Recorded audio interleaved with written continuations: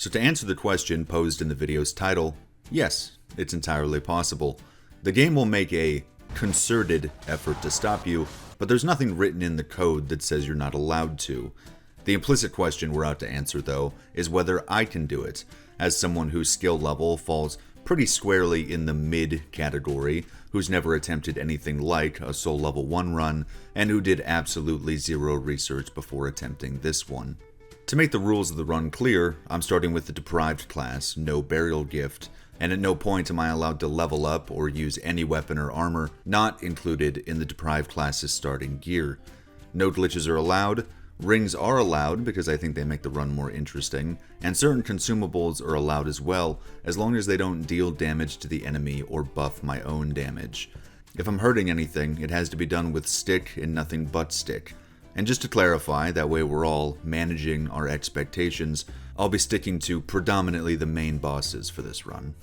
In character creation, I try to make Shrek a nice shade of light green because I think I'm funny, but he ends up looking like this instead, and we're just gonna roll with it.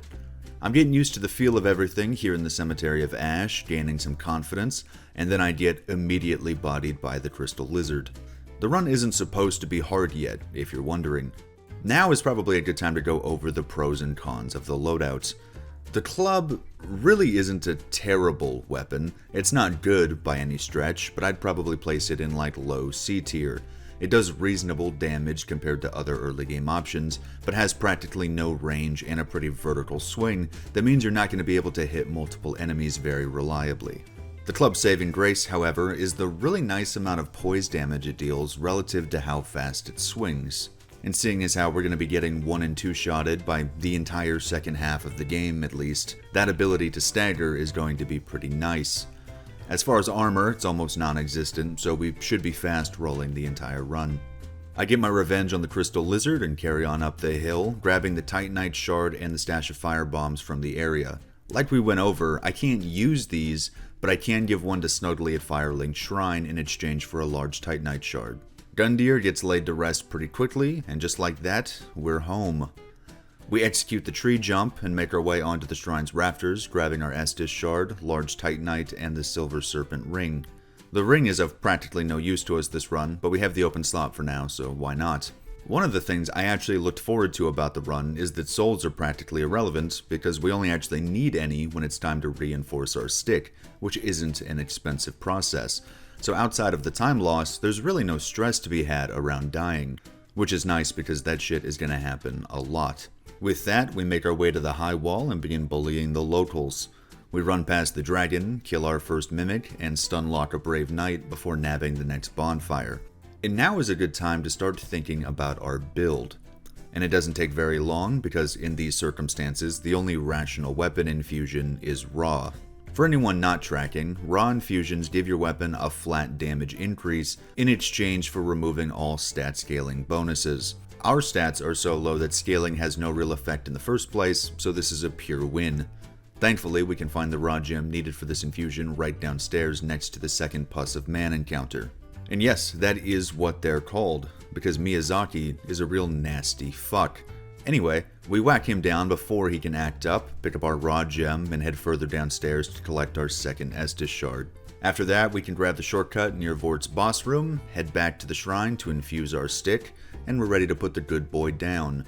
Obviously, the difficulty of the run isn't really in full effect yet, so it's a pretty brief encounter. Now, before we can head south, we have to run up to get the banner from Priestess Emma. We successfully ward off the intrusive thoughts this time around, and head back down to do the only thing that makes sense. We're then kidnapped by the most horrific fucking creatures imaginable, and dropped in the undead village. Since we can't level up, there's no need to pick up Yol, and we can more or less speed through most of the area, just making sure to nab the Estus shard and Titanites. When it comes to our rings for the run, I won't pretend I'm an expert on build optimization, but I know of 2 decent ones that happen to be close by. We grab the bonfire right past the Outrider Knight after he makes us look like a goddamn fool, then sneak back in and repay the favor before heading up the big elevator. We get off at the top to chat with Chad the Giant, then hop onto a balcony revealing a hidden portion of the undead village. We get smacked around by the roving demon on our first trip, but on the next go, Sigurd and I get it done. The rings we're looking for are Flynn's ring, which provides a moderate damage boost the lower your equip load is, and the Chloranthy ring, which raises our stamina recovery speed. These are, of course, both hidden at the end of the area. We make our way up and get stun locked by a couple girl bosses almost instantly, but after making the long run back, I'm able to evade them and make it onto the roof. Flynn's ring is sitting over here, and the Chloranthy ring is tucked away in this tower. And I remember some discourse back in the day about Flynn's ring, with a lot of people declaring it borderline useless, but I don't actually have a ton of personal experience with it, so I decided to do a little research. On identical enemies, my attack without the ring deals 128 damage, and my damage with the ring goes up to 153. Now, I'm not good at percentages, but I know that's enough of a boost for me. Since we chatted with the giant, I make a brief detour back through the portion of the village I didn't explore to grab more Titanite and pick up an undead bone shard. Chad takes care of the villagers for me, and I don't have to worry about death by big-ass spear. If you're unaware, undead bone shards increase the amount of health restored by each use of the Estus flask. Once we've found 2 or 3, the flask already refills our entire possible health pool, so we don't need to go out of our way to grab many, but this one is definitely worth it. Back on the road of sacrifices and into the crucifixion woods, our primary goal is cleaning the place out of its Titanite and getting our stick to +3 as soon as possible. There's also another Estus shard tucked away by these formerly crucified gentlemen here. We decide to hit Farron Keep before the Cathedral of the Deep, since it is the much faster route to weapon upgrades, so we evade a couple crabs, cheese these dorks on the ladder, and here we are. Now, even though Farron Keep is surprisingly easy to navigate once you figure out the gimmick, I always manage to find myself in some goofy situations and pump up the death count. I was nearly through when I let my guard down for just long enough to pick up an item, and I paid fucking dearly for it. Anyway, once the flames are all snuffed out, we take a detour up the big ladder into what is debatably the biggest hidden reward in the early game. We find the store ash that allows us to buy unlimited Titanite shards from the Handmaiden, 2 large Titanite shards hidden inside some bugs, and a mini-boss worth an absurd amount of souls in total. Again, not particularly useful to us this time around, but I think it's disrespectful to not swing by and kill him anyway. And at this point, after reinforcing our weapon again, we're ready to take on our first Lords of Cinder. The Abyss Watchers aren't the tankiest enemy in the game. In fact, the damage from the +4 club looks really good here. They are fast, aggressive, and hard-hitting though. I take a handful of L's for trying to do too much, but once I get the timings down, I'm able to get through the fight without a crazy amount of trouble. After that, it's time for one of my least favorite areas in the game, but thankfully you can get through it in like 60 seconds.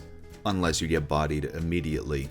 The second attempt goes much better. We open the shortcut, drop a big rat into a hole, and we head down into Smoldering Lake. We take care of the stray demon, leave the mimic for some other poor fuck to find, and hit the bonfire.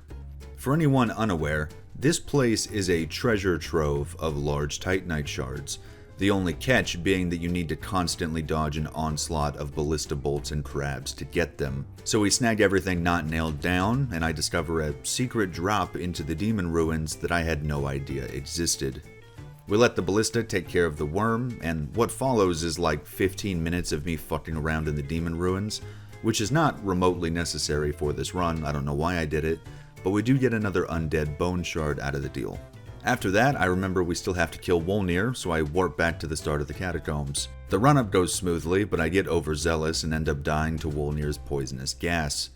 I then die on the next run-up before deciding I might as well grab the shortcut bonfire as well. What follows is 2 more deaths, making me the world record holder in the Wolnir death category. After that, I decide to stop being a fucking embarrassment, and we send Wolnir back to the pit. We can't go to Irithyll yet, but I take care of the dog on the bridge anyway, and this is where I'm hit with an epiphany.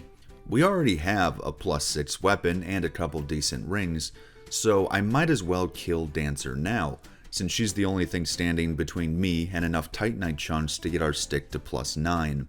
I can absolutely sense that this is going to go poorly, but I can't really fault the logic behind it.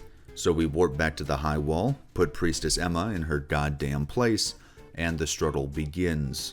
The majority of Dancer's attacks can one-shot us, and her long combos completely obliterate our non-existent stamina bar if we get caught having to dodge around them, usually leading to death. This results in pretty long and perilous attempts where 1/2 second slip up means death. I have a couple good runs, but rack up probably 10 Ls before I rethink the strategy. Trying to imagine any way to give me a slight edge here, I think of Lloyd's sword and shield rings, which increase your damage and your defense respectively whenever you're at full health. Considering that we spend 90% of the time that we aren't dead at full health, these are a pretty good deal. The only downside is I have to temporarily admit defeat and go to the Cathedral of the Deep. The Crystal Sage manages to weasel his way out of a quick death, but goes down all the same, and despite a couple silly deaths on the way, we reach the Cleansing Chapel pretty quickly. There's an Estus shard and a couple other decent pieces of loot in the region, but the ring we're looking for is on this balcony guarded by a giant. Usually, I like to aggro him with fire bombs and whack him in the hands until he dies as soon as I enter this place, but that obviously isn't an option here, so we just do the run and grab the sword ring normally. Now, since we're already this far in, I figure we should take care of the Deacons of the Deep now.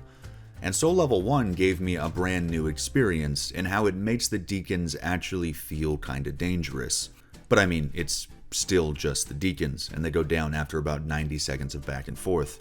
After that, we can buy the shield ring from the Shrine Handmaiden, and our new and improved build is ready for Dancer. Our ring detour turned out to be pretty lucrative, as some of her attacks that used to one-shot us now leave us with a pinch of HP. The fight is still an absolute kick in the dick, but after around 40 minutes of pain, I'm able to enter the flow state and we successfully kill Dancer early. And this was a huge morale boost for me, because while she might not be the hardest part of the run, she is one of the huge roadblocks. And killing her early, then doing the run around the King's Garden and Lothric's Castle for Titanite chunks, means that the entire mid-game becomes a little easier. So with that, we make our way into Irithyll and chart a course for our next Lord of Cinder, Yorm the Giant. I use these Irithyll Knights to get a gauge for how the +9 club feels, and the damage and stagger more or less melts them, which is pretty refreshing. With that, we sprint across Irithyll without much fanfare and make our way down into the dungeon. That dork Alva invades us, but classic hit-and run strategies prove too perplexing for him and he isn't much trouble.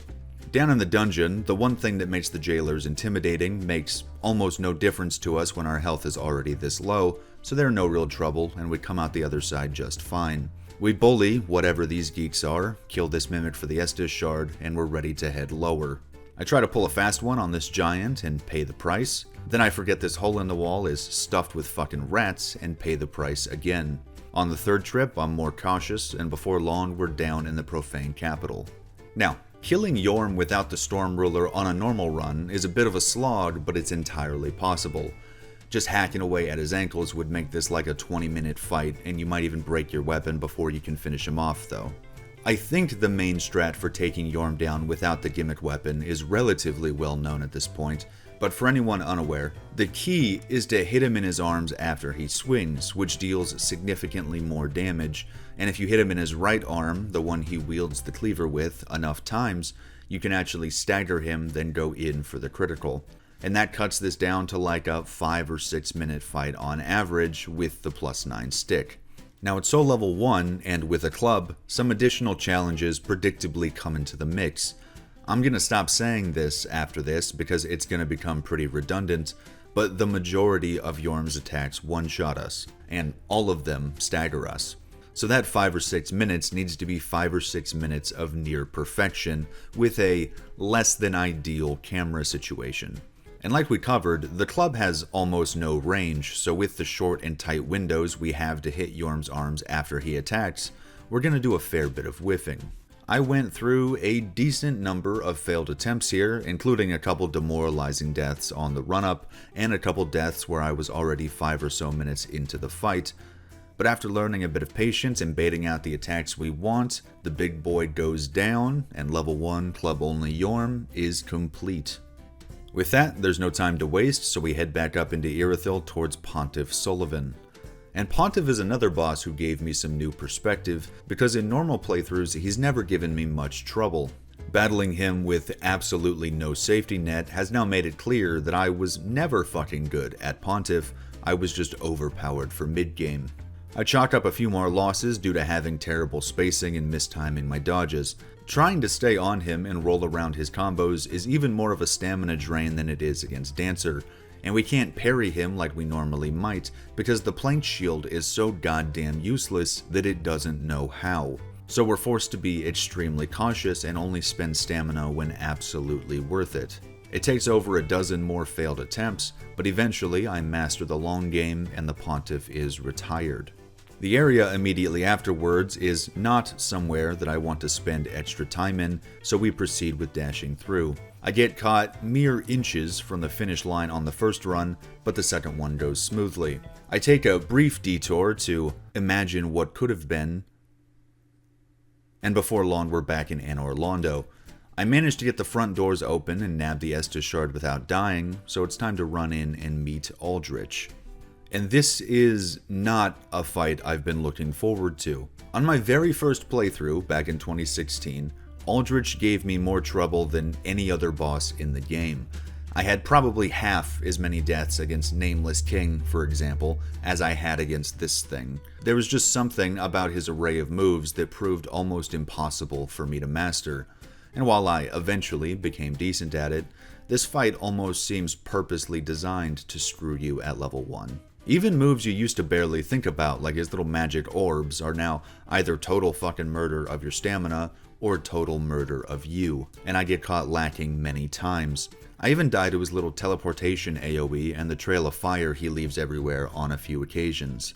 Ultimately though, the difficulty of the fight is super RNG dependent, probably more so than any other encounter in the game. If he's spamming Arrow Storm, for example, we have no real choice but to run back to the safety cubby and frantically roll back and forth while he beams us with magic from afar.